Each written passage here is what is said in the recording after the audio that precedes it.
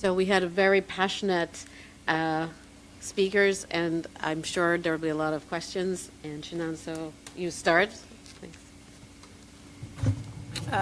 Thank you for the presentations. I mean, the passion clearly comes through in everybody's presentation.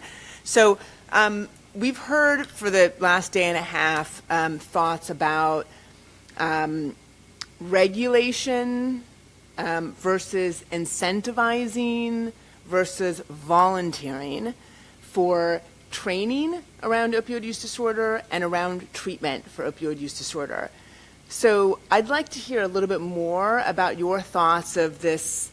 Do we regulate our way to the solution? Do we incentivize our way to the solution? Do we ask for volunteers to lead us in this solution?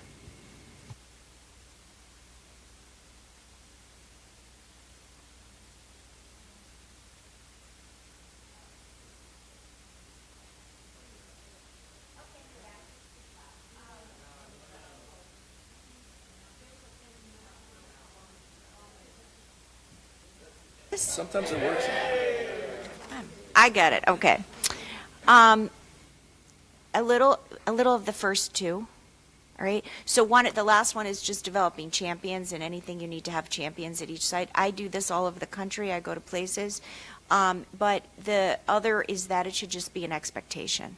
Right? We don't ask people, as I said, to do all these other things. I don't ask patients that have heart attacks, would you like me to give you the heparin? Would you like me to send you the cath lab? You know, we just do it, and then we say yes, we do get consent, but it's expected this is the treatment.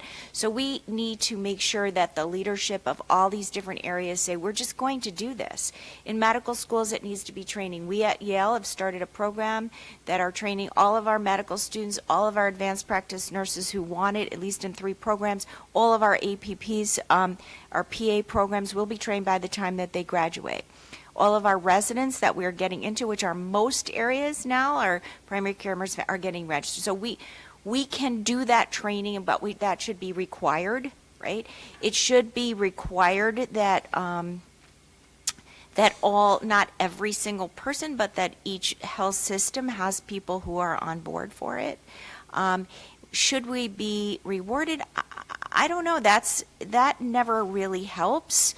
But what does help for hospitals is the CMS requirements. I mean, if we didn't have the Joint Commission, I would have worse problems that I have now in emergency departments, which are just ballooning with patients. But at least they're required to do so. Nobody ever does the right thing. Do they try everything else, right? So, but I always try, just as we do working with patients, we try the positive approach first and see how that works. But there are always controls in with it as well. And I really don't think that people, as far as treatment facilities, you know, it is illegal to do detox. It should be illegal. Someone should have to sign that I understand about the risk of death as I sign against medical advice. It is against my advice to do this. If you'd like to, we can try. And you can sign, you know, you can do it. Because for a very few people, it does work. It's like diabetes. Can people not use insulin? A few people, yeah, a few percent of people do. They have all these different life changes. They lose 100 pounds and keep it off. They eat well, they exercise, but that's only a few percent of people. So we need to make the norm and the accepted practices based on evidence, and that's it. We need more chairs. We don't need more beds. We know we can do this as an outpatient. So hospitals or centers are being incentivized for making beds. In the state of New York, New York City, that's it. They're putting people into beds instead of chairs. And some people might want that, and maybe that's good for some people, but not for most.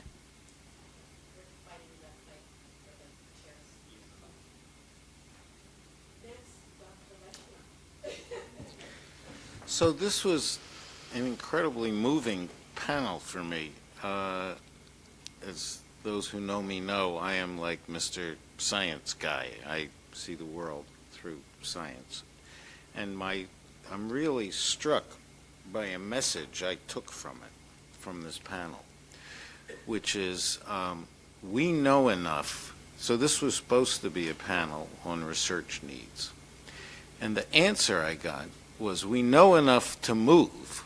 We should move. While we're moving, as with everything else, we need research to move better. Right, exactly. And the research, I'll say in a minute, has two pieces. I want to know if I'm getting this wrong, okay? That's why it's a question. So we always need science to do things better.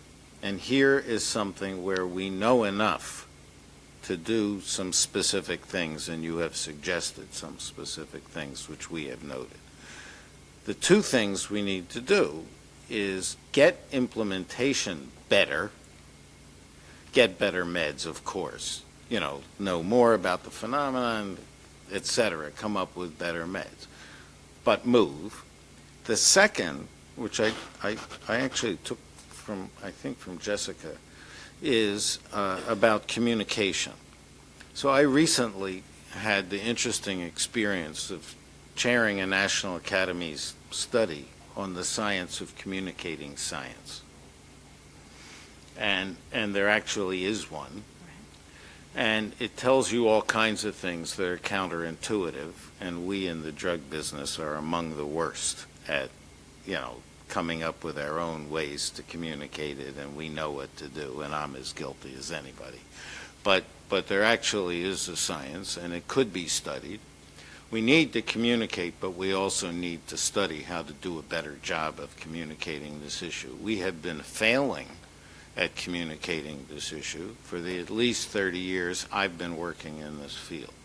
And we need to do it better, and we need to figure out how to do it better. But I think, in an odd way, I initially was a little bit annoyed, I'll confess, that you weren't answering the question of the research needs. But the message that you're giving us is a very important public health message. And tell me if I'm wrong.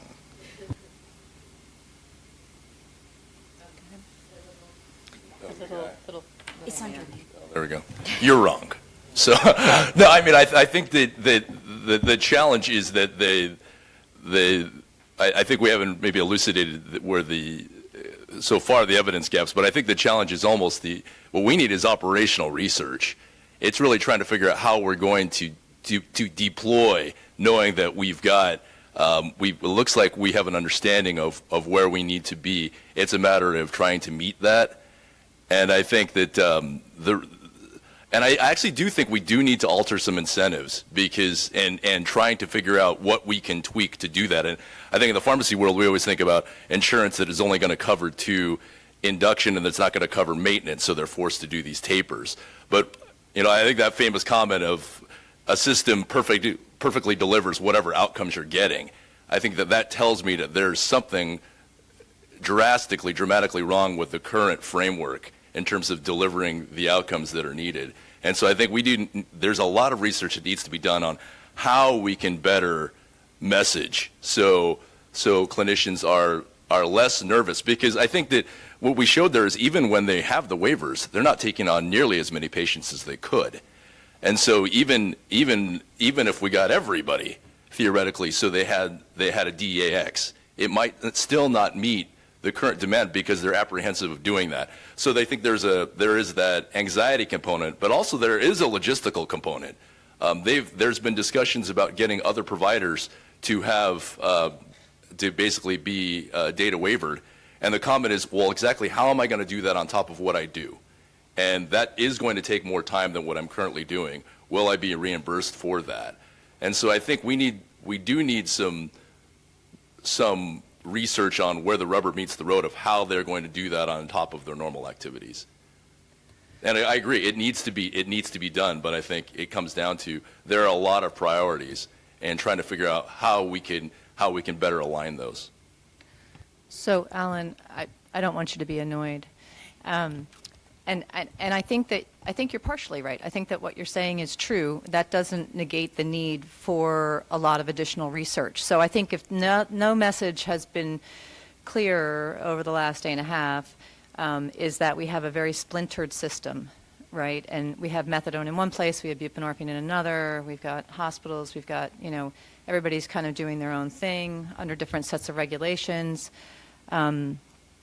So one of the things I think we really need to do a lot of research on is new models of care. So like the work that Gail's talking about in the emergency department, that is kind of a radical departure from what we've thought about what is needed for to start medication. We're going to start somebody on a much higher dose. We're going to do it the minute that we meet them. We're not going to do a lot of labs. We're not going to wait 3 days. That's a pretty radical intervention. I want to talk a little bit about the pharmacy thing, because I will tell you that the pharmacy is where treatment is delivered in the entire country of Australia, and it has been like that for probably 15, 20, 25 years, and yet we think we are reinventing the wheel somehow. And so we know that that's a model that works if it is structured correctly. Obviously, their healthcare system is a little bit different than ours. But, I can tell you that we wrote a grant probably 10 years ago to try and do a model like that, and it was not scored well because it was obviously a bad idea, because there was no evidence to support it, even though many countries are already doing it. So, there are other models that we should be more open to, and I understand that Tracy has a demonstration project going on now, which I'm really, really happy about. But again, just in thinking about the incentive thing is that, for instance, we had a statewide project to get pharmacists all trained on how to do naloxone training and distribution. But they don't want to do the training because it's like another 10 or 15 minutes that they're not getting reimbursed for, and, time is tough. So I can say that we also do need to continue to look for improved pharmacological treatments, and we've been making great strides over the last couple of years, and it's been amazing to me because new treatments for substance use disorders don't come out of the pipeline all that frequently, but we did get Probufene, and now we have Sublocade as an injectable. Probufene is the implant. We have another one, CAM 2038, that we'll know more about at the end of this year. But the reality is that, we can get really, really excited about that, and we can do great randomized studies that show incredible results. But if we cannot get them to the patients, then how do we encourage the pharmaceutical industry to continue to invest in this area, right? If they can't, they're in it to make money. They have to invest a tremendous amount to get a drug through the approval process. If we can't get it to people because of all these other structural barriers that are put up, and to me, frankly, it's astounding because you can get as many opioids as you possibly want as long as they're not for the treatment of opioid use disorder. And I would add that we need a lot more research in retention and treatment. We know that patients, even if they're inducted into buprenorphine or methadone and they stay, they're generally out in 6 months or less. People go in and out of treatment for a lot of reasons. So there's a lot of work that needs to do with how to retain people once they're there. A lot of that is stigmatizing because people think that, okay, I'm fine now, so I can stop. It's like, I don't need to take my hypertension meds now because my blood pressure is okay. So there's a lot of that. There's a lot of barriers to people engaging in life because if you go to a methadone clinic and you got to go every day and you need the transportation, you can spend your entire life going back and forth. That's the advantage of buprenorphine. That's why if everyone doesn't do well in buprenorphine, right? It is a partial agonist. So there is possibility that people need to be on methadone, but you can only get that from an OTP. If you only can go to an OTP, how do you have a life? There's no life with an OTP, right? On the other hand, we certainly have patients who enjoy going to OTPs. That is their life, right? So they go and they meet people they see. So I'm humbled by the fact that I sometimes think people can do it. We have to be short. I'm Okay. sorry. I apologize. And I know that Dr. Akil has to go somewhere. So I don't want to miss her question. I apologize that's for interrupting. I'm sorry. I was just going to have Huda just jump in before the others. I have everybody on the list. If that's okay, she just has to jump on another call. And the responses could be quick, so she can jump. No, it's fine. I apologize. I just, first of all, wanted to thank you because, like Alan, I found this very moving and inspiring. I want to especially thank the voice of the patients. And I wanted to comment on the idea that the problem of communication is also towards the scientists and the people who are maybe one step removed from being in the trenches like my colleagues. They know the issues. But I remember being in another context on psychiatric disorders, and this woman who had bipolar illness and honestly did not look like she was in the best moment, even at, sitting at the table, turning to us and saying, I need you. You are my only hope. I'm living in hell. And that statement was made 20 years ago, and I can see it in front of me to this moment. And it has kind of gotten me over grant rejections and all of that stuff. So my point is that we all need to hear from each other, but we need to hear from you as well on this. The communication is two-way. So that's just a way of thanking you and telling you it's very inspiring. And my question is whether there can be pressure brought to bear for asking for treatment on the part of the community. So you see ads about, ask your doctor about this treatment for bipolar disorder. Ask your doctor. I've never seen one for opioid treatment. Why isn't there such a move? We have tried to build some messaging, some pieces that work to encourage treatment engagement earlier rather than later. We've also found that works much more geared towards the parent, the friend, it's the concerned loved one that is usually pushing someone along, or an employer, or a school system, or this is a cognitive issue. So a lot of folks, it isn't that there is just problems with treatment access. You also have a lot of folks that don't think they have a problem until someone intervenes or something happens that gets them connected. So I think our messaging to encourage treatment engagement needs to be not just towards patients, but also to those that have levers to pull to engage someone and encourage them to begin that process. Okay, thank you. The next, I'm going to say, so it's Tracy, Walter, Scott, and Colleen. Great. Thank you very much for this wonderful panel. It was really amazing to hear from all of you. I have two very different questions, but the first one, I was really struck by the conversations yesterday around the structural challenges that we have in place to the expansion of MAT, the uptake of MAT that Dr. Volkow especially spoke to, and then others throughout the day. And I'm wondering about your thoughts on the barriers that we create for ourselves, and specifically thinking about the professions. We've spent a lot of time talking about medical education, medical school education, at various points, when and where and how much, how many hours. In fact, the data waiver trainings are explicit, 8 hours for this, 20 for upwards for this, at this point and that point. It took a long time to get NPs and PAs, mid-level professionals. Pharmacists were also requesting to be part of that collection, were denied access to be included in that expansion. So I'm wondering, we're doing a lot of infighting here, a lot of scope of practice, a lot of only I can do this special thing, and treating this extremely complex, very complicated condition. And I heard too from Dr. Loftwell yesterday the importance of focusing on, we're talking about remission, we're talking about not to overwhelm because it will scare people away. We have willing providers in the ED.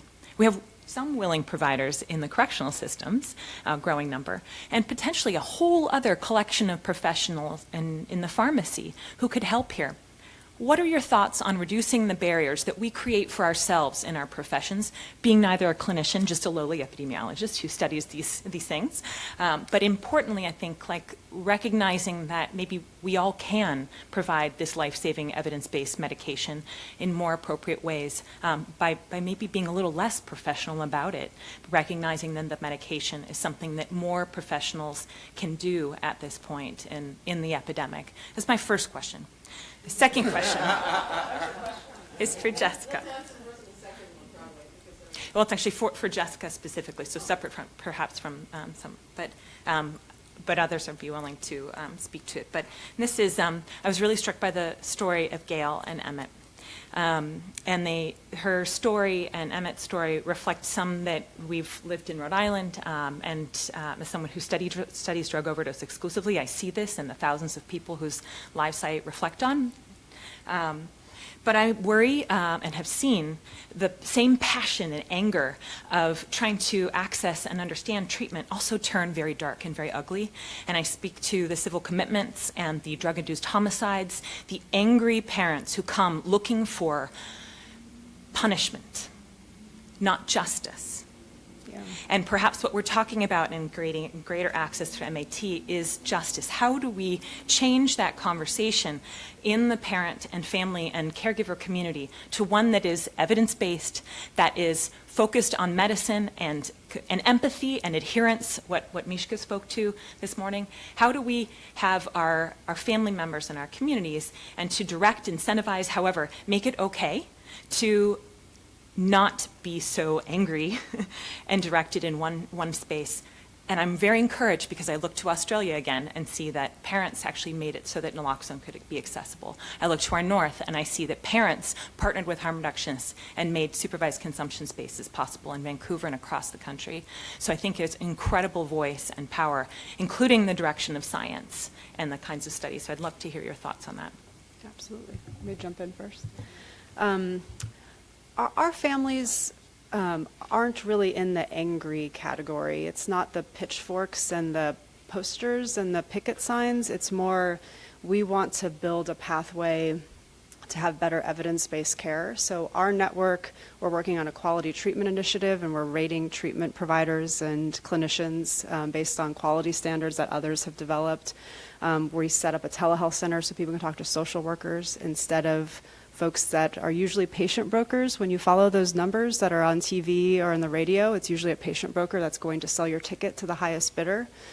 So we collectively, and I say this with confidence, that the family members impacted that we represent, and it's about 4 million of us today, we want this to look and feel more like other disease spaces, whether it's Alzheimer's or diabetes, the complicated chronic conditions like heart disease. We want to, even for those of us that have lost someone we love, we want to know how to help our neighbors and our friends to navigate this differently, so we can channel that grief into something that's positive, that can help change the trajectory of what happens to families when this hits you, because it feels like it hits you, and it hits you out of the blue. I feel like there might be pockets of folks getting very focused on, civil commitment or mandatory minimums or very punishment, but mostly we want this integrated into healthcare. We want medical education, but not just in specialty treatment once you're really sick. We want pediatricians and family physicians and OBGYNs and everyone in between to understand this as a health condition, to be able to intervene, to provide treatment, to provide brief interventions. That is where our hope is. So in terms of bridging the gap between clinicians and scientists and the patient community, we're here and committed to be a partner, and we need to translate more information and help folks understand how to navigate this, because that's where we end up finding the most problems. The great ideas and treatments and medications that we know of today, it's not what it feels like when you're out in a community. Because of the stigma, we end up usually being isolated and unwilling to share this. You don't post on Facebook, oh my gosh, my kid is struggling with opioid use disorder. You got any recommendations on good treatment? It's not like finding a good pediatrician or finding someone who's great with diabetes. So there's a lot of movement that we have to make together, but we are seeing a pathway of really focused and committed to the healthcare response, not to something that's angry or looking for retribution.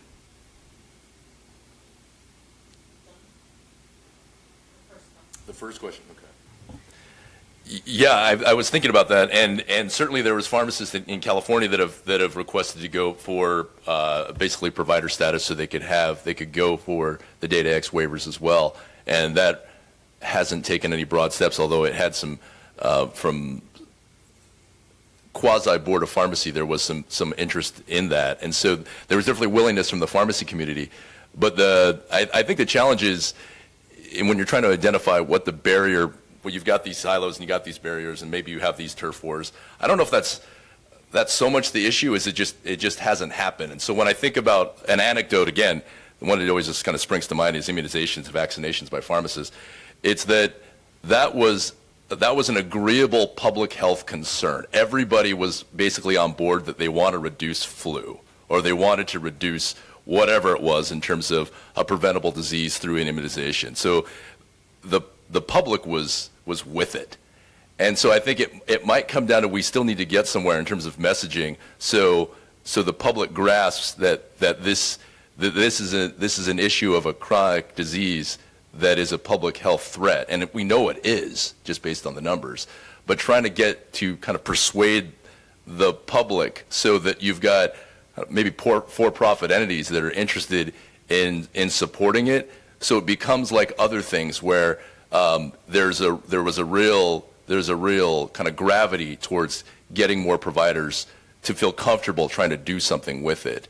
And then I think that would accelerate kind of busting down these perceived silos or getting more clinicians so they were willing to treat this. I don't know. I really do think it's communication and messaging that I don't have an answer, but I think that's the one I think about is same thing. This should have more support than it does. And so you're trying to figure out what is this kind of invisible block.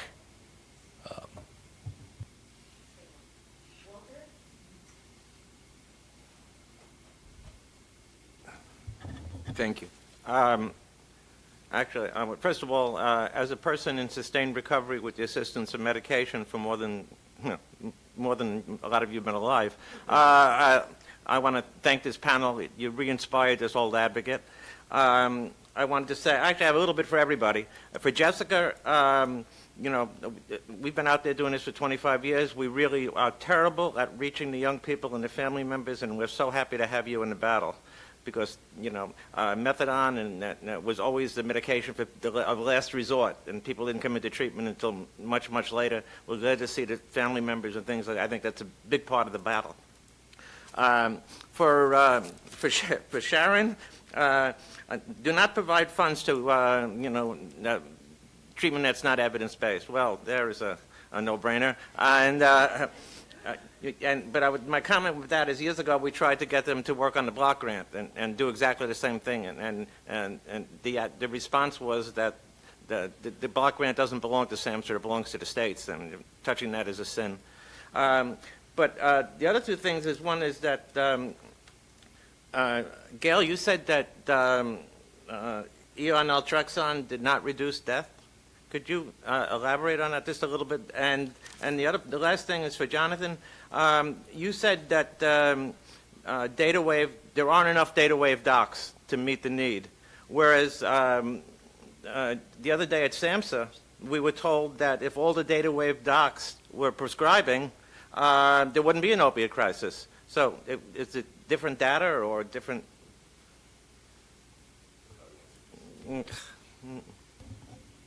I would have to review that data. I mean, I think that what I presented was, I think, from about 4 or 5 years ago. So perhaps we do have enough providers now. I think that anybody in the room that seems to be the boots on the ground would argue that we have a tough time finding it. Every pharmacy actually has access to the list, and there's many providers that choose not to be listed. So maybe we can't find them, but it certainly doesn't, in the real world sense, we certainly do not have enough. Yeah, no, and in the real world sense, that those that have it mathematically could be doing more. Right. Why they are not doing it, I think that's what we're here to unearth. Yeah, what SAMHSA said was that if all of the data wave prescribers would actually prescribe up to the maximum amount, there wouldn't be an opiate crisis, which I found hard to believe. But and that's why I was asking the question. The data seemed different. About the. Well, could I just respond to that? Because it is true that when you look at the numbers of physicians who are waivered, that there are many who are not actually prescribing, that they got the waiver for some reason, that they're not actively engaged. But it's more complicated than that, because even in a place where you may have a lot of waivered physicians, and I'm just going to use my state as an example, we don't have that many. We don't have that many, so that was a bad segue. But let me back that up. You may have waivered physicians who can take patients, but they choose not to take patients who are on Medicaid because the reimbursement is too low. And that kind of goes to the point that I was trying to make, is that some of the incentives kind of actually encourage less than ideal practice for that reason. And so you may have a patient who is in need living someplace where there are waivered physicians, but they actually cannot find one who will take them. Just to build on that, I want to say there are policy issues that deal with this as well. So in West Virginia, for example, a physician who is waivered in primary care is not allowed to prescribe unless they have this tremendous amount of wraparound services, which of course they don't have, so they can't prescribe. All right. So so it's kind of crazy. It's different, and the problem with this disease is it's different everywhere. So when you go to West Virginia, which I have been, so there are generations and generations of people who have addiction disorders, and it's often, there's no other opportunity for work, there's no way to get out of the environment. So there's these things that have to be done socially, and you've talked about that in other settings that have to be done. There are other places where people just need to get the medication, and they'll be fine. So, we need to tease through that. That's complicated. What I said about naltrexone was from the work from Massachusetts, that it did not reduce all-cause mortality in any way. It's not that naltrexone doesn't have a place somewhere, but right now patients don't want it. You have to be detoxed in order to use it. So even the studies that have been presented in Lancet are the conclusions were erroneous. It wasn't as efficacious because 25% wouldn't even take it. And if you did intention to treat, it did not anywhere come close to the opiate agonist, buprenorphine. So anyway, that's where we are with naltrexone. Does it mean that certain people can't use it? Of course, it may be the right thing for certain people, but it has not been shown to decrease deaths. Thank you.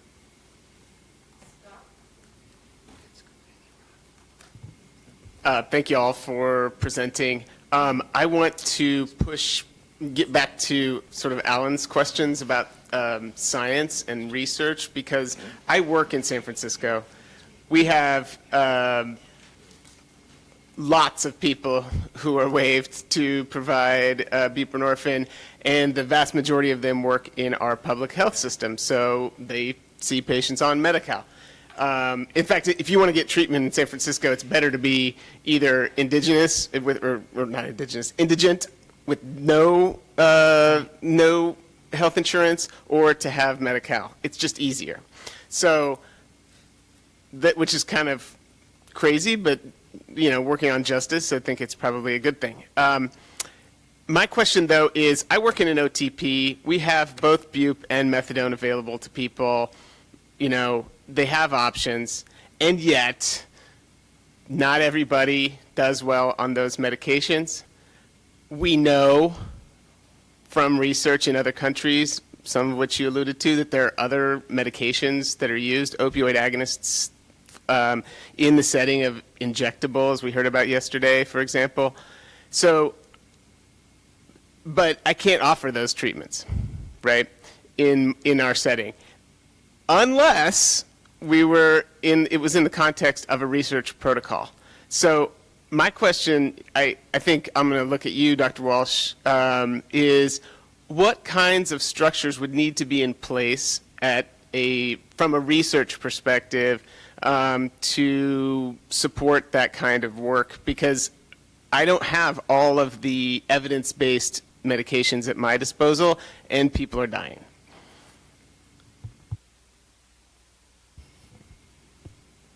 So it's a really good question, and one would like to think that if we thought that the research protocol was worth doing, that would be sufficient, right? If you could design the study appropriately and get the funding for it, that would be enough. But, I mean, at the same time, there are politics and policies around that. So I think that you can try. I think that you can try to propose these things. I can tell you that many years ago when I was at Johns Hopkins, we were interested in looking at heroin as a potential treatment, and it was a very, very challenging study to launch. This was one that George Bigelow ran, and in the end, we had to do a comparison between hydromorphone and heroin because hydromorphone is marketed and heroin is not, and they're similar from a pharmacologic standpoint, and the idea would be that if they looked okay, then you should probably go with hydromorphone because that would be more palatable from a political standpoint. But you know, I'm a scientist. I like science. I would propose it. I mean, I can tell you that. I mean, nothing that we do is easy. All of our studies have to be reviewed by the FDA. A lot of times by the DEA, by the IRB. I mean, the list of alphabet soup just goes on and on and on, and we're under a great deal of scrutiny. But I think that it would be important to know at this point in time, like who the funder would be. You know, is NIDA interested in this, and would that be politically acceptable? And if so, then right away. So those studies are being done in Alberta, in Canada. So as you know, so that hydromorphone is being administered there. It's not the consumption sites, and they've had enough evidence in the consumption sites where, for those of you who don't know, people bring their own drug, they inject, and they have people watching them. And then in these other sites, they are offering, I believe it is hydromorphone, and the thought being that at least it's contained, we know what it is, you're getting the dose that you want versus some white powder. So there are places that are doing that, and so there is some research, even though we're not doing here. The problem is we're not going to be able to do that. As you know, I think New York was all set to start a consumption site, and the government is shutting that down. And I think your city and San Francisco had faced similar problems. I was just going to quickly add one other on the actual topic of this panel on our research wish list. In addition to the other studies on medications, from a family and patient perspective, we're also very interested in multidisciplinary approaches and more research around that. If you have an opioid use disorder, you should be on an MAT option, but you need other things on top of that medicine. And I think we have such a lack of research and studies that talk about different types of patients, severity levels, types of use disorders, and the combination of interventions and medications that you're going to need. So where's the study on methadone plus CBT plus contingency management plus counseling? Where's the study on methamphetamine plus 90 and 90 plus CBT plus some type of mutual aid support group? Because, even think of where my patients are, our folks are when we leave. We have to pretty much not talk to any of our friends, and sometimes not even our family as we rebuild our lives. Can you imagine if you left today and you couldn't have any contact with your entire group of connections right now? So all of these pieces that our folks are having to build and work on are complicated, and there are programs and interventions that are around that contingency management, rewards like carrots and sticks. When you add that to whether it's a medication or another treatment program, IOP or PHP followed by IOP with medication and a cognitive behavioral therapy. It's combining these things for the specific patient with a use disorder and specific severity level that we are the most anxious to see get funded and happen, so we can give better guidance to families, to patients themselves on how they can layer the interventions to have better success rates. Thank you. So we have about 10 minutes before we have to close, and it's Colleen and Laura, and if there's a little time, I'll ask a question. So articulating evidence on what we should be doing is important, just important, and it really came out in this panel, is information about what we should not be doing in terms of treatment. And Sharon, you pointed us in this direction in the beginning.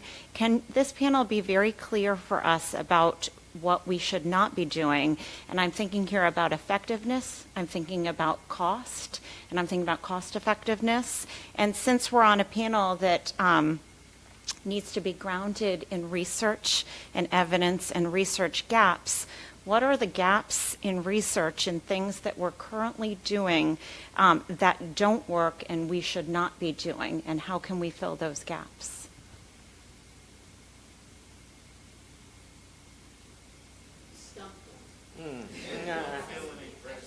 And the gaps in research or the Well, gaps in what we're doing? So we're, yeah. That's so, different. So it's two different things. Are there important things that we're investing in on the treatment side that are not effective, and how strong is the evidence to show that they're not effective, or is that in fact a gap in the research evidence? Yeah, so I'll try to tackle this one. And I want to preface this by just saying that personally, I think that whatever works for an individual person to get them to the place that they need to be is just fine. I don't have a problem with people choosing a path of detoxification, going 12 steps. I don't want people to be forced to do that, and I don't want them to be forced while having other things withheld from them. So some of the resistance that we have in communication, which was brought up, is that maybe in other areas of science, like, the public just doesn't know. But in this case, much of the public actually thinks that they know, but what they know is not right. And then there's these entrenched ideas that people have from these older traditions. And I'm just going to use AA as an example, and I'm not, an opponent in any way of AA, so I don't want to be taken this way. But the AA tradition, mutual aid, came up from a grassroots approach. And it's about alcohol.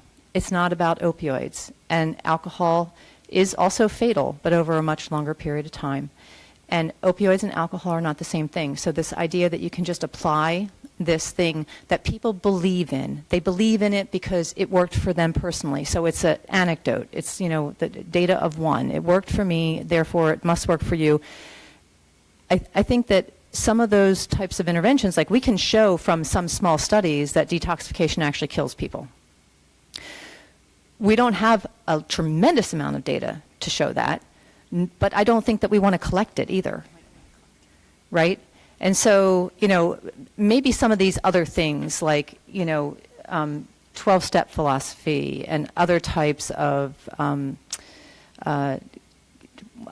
counseling, to use the word loosely, but, other types of psychological interventions. We have some data on those. But I don't think that we've kind of sliced and diced everything in which way and understanding what works for what people. And the fact is, like a lot of the requirements around delivery of buprenorphine, the primary care example that was raised where, you can get licensed, but you can't actually do it because you need a herd of 6 other people to help you. Like for many people, that's not necessary. Medication can be the treatment by itself for some people. And maybe it can be the initial life-saving treatment for all people before they get these other services. So I think trying to think about some of those other ancillary services that are actually embedded in our policy, like, do they really help that much? I mean, we have some data. I think it was the study by David Phelan that showed that the counseling component didn't really add that much to the benefit. I hope that that's the right study. Yeah, that's right. Thank you. But what happened with that? I mean, it didn't lead to any kind of policy change. We still require it. And we're thinking about expanding into all these other areas, pharmacy and everything. Are pharmacists going to do counseling? So I think maybe trying to figure out some of those pieces might be helpful. Although even though it's discouraging though, because we know some things don't work and we still are doing them. So like, how do we, if we can collect more evidence, but how do we then stop the things that we know don't work?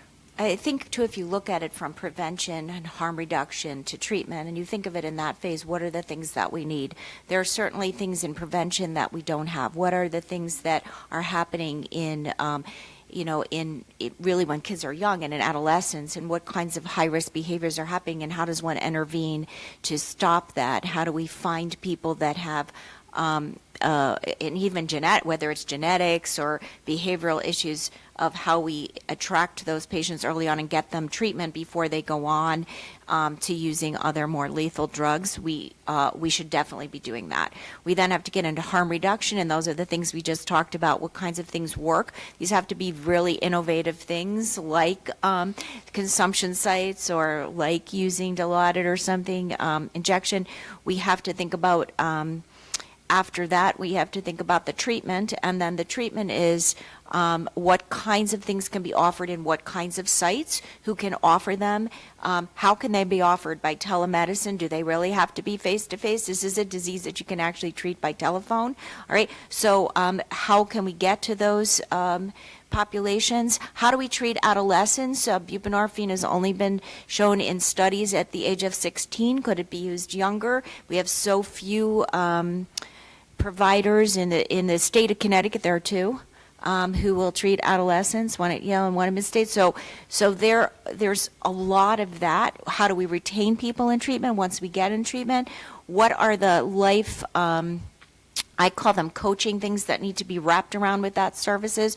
What are the CPT may be good. So I think CPT is for everybody, actually. I think we could all use some CPT. So what could be layered on, as we've talked about before. So all of those things need to do it, as well as the communication and the implementation. We are doing lots of implementation science, and it's really earth-shattering that I get paid $10 million on grants to just go to places, talk to them, and get them together. Right? It's really pretty pathetic, but that's what I do. All right, and it costs a lot of money to do that. It's really pathetic, but it is implementation, and it's physician change. And I just want to go back to that physician change. There was one of the old editors of the New England Journal had written a big article on it in the New England Journal about how do you change physician behaviors. First of all, you get consensus. Once you get consensus, which I think we have in the community of science, you then put it out there. You let everybody complain and rag on it, and then maybe in that part you can perfect it a little bit, and then it just happens, and then you have to regulate it because that's what's supposed to happen. And so I think we spend way too much time talking about and funding things about perceptions and why people think. Do we do that to any other field? How do you feel about treating that person with that hyperglycemia who you saw last week, right? So we totally need to get rid of that and stop funding those types of things. I'm sorry to do it to you again. Yeah, that's fine. I'm a talker. We're going to run out of time. Yeah, Laura, and a rapid question. So this is going to be directed to Jessica, and I've posed this question to some of the other panels with regard to dissemination, and dissemination that can actually reach families and loved ones of people who are trying to help the people that they care about with regard to accessing treatment or even understanding addiction. What is the best way to get our, hopefully, summary of our findings out to families? That's a great question. We have to find the people that don't really want to be found. So that's the biggest challenge. Those of us that are, volunteering at the forefront are not the ones necessarily that are in crisis at the moment. So we use a lot of community organizations. We use our own network of families who then span out. It's like the snowflake model, but not to elect someone, to get actual evidence-based information about SUD into the right hands. We have to talk to churches and community organizations, the places that you go when you're in crisis and you want to secretly let someone know that you are struggling with something. So we need to get creative about how we disseminate that. But it's not just dissemination, it's also translation. So when we started to take this on, first we just wanted to say, hey, this is a health condition that affects your brain. And they said, no, we disagree with you. Like if we post something, I have to man it because 5,000 people will respond that I'm wrong and this was a decision and they got what they deserved. So we have a lot of entrenched misinformation that's out there. So we had to translate this. So our first one, what we did, we translated some of Nora's research, Nora Volkoff, but then we did a focus group with our patients and our families, and they understood none of it. So we had to go right back to the drawing board. We ended up making a cartoon out of it. If anyone wants to see any of these, we have 5 now, or our 5th is in production. We did one on the brain, then we did one on understanding severity, risk and protection, and our latest one was on rock bottom, don't wait for rock bottom. This seems like such a simple thing for folks in this room or watching, but we had 194,000 people watch it in 5 days, and I didn't promote it. I have no money to like put it out there on YouTube or Facebook. But that's where there's a hunger for the information, but we need to translate it, because either you have a cognitive impairment because you're a patient, so you need to make sure this is understandable, or you're a loved one who really is worried that someone you love is going to die, so you're in crisis. So you have a shorter attention span, and you're not necessarily Which understand also all means these you have a terms. cognitive impairment because Yes. you're freaked out. Exactly. Right. So we have to, and I think we've gotten good at this, and I'm happy to share with everyone here the pieces that we've developed. I'm going to make one now based on Gail. It's like, you need a chair, not a bed. Right? And I think we need to keep driving home not just what we want them to learn, but what we want the public to unlearn. Right? There's two parts of this battle. Thank you very much. To keep within the time, I won't ask mine because You know what? we're You can have, because you've done such a good job. I was bad. No, but it's about going back to research, But and the answers have to be short. and right? I'll be very sure. Is there a different model of doing research when we think about writing a grant? If it would help this young man to get his program running, by the time he writes all this stuff, good it out, even for your 10 million for implementation research, it takes like 1 to 2 years. People don't even understand, to even 3 years before research gets done. Another 50, 100, 150,000 people have died. This is one of the things for me. So is there something that about how do you conduct research during an epidemic and getting multiple sites, because one paper is not evidence. So how do we really move the dial on a different way of thinking about research for evidence? I mean, I think that we're being tasked with this I'm on this geriatric workforce enhancement program where we're constantly supposed to be coming up with rapid cycle quality improvement initiatives, so these CQIs, where that's constantly what you're supposed to be doing. It's this kind of Kaizen model where you're always trying to constantly looking to optimize. And I'm trained pretty classically, and this is almost abhorrent to me. But this is the model is really developing these mini pragmatic clinical trials that you're supposed to be doing little tweaks in different groups. But the challenge is your power calculations are off. Your sample size is different. You've got whether that evidence is going to hold up to scrutiny, biostatistical, public health, epidemiologic. I think that's the challenge. So it's what we're being asked to do, even by funders and regulators, is to do these attempts at doing more rapid kind of mini experiments. But I think the challenge is making sure that those are robust. But they continue to ask for them, so we continue to do them. Yeah. But we're not always publishing them, because I think the challenge is whether we believe our own findings for some of these. Mm-hmm. But it seems like that is the tenor of the time. We're trying, and NIDA is trying. It's just the regular mechanisms of our awards are very difficult. They take like a year or so. The CTN, the Clinical Trial Networks, is working with us. We're doing very pragmatic trials. We're trying to get ready.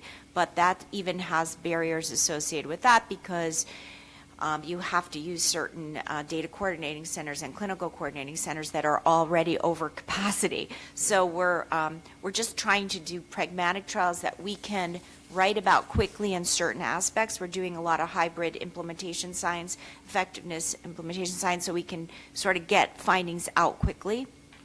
But you need money to do great science. You just can't do it. Thank you.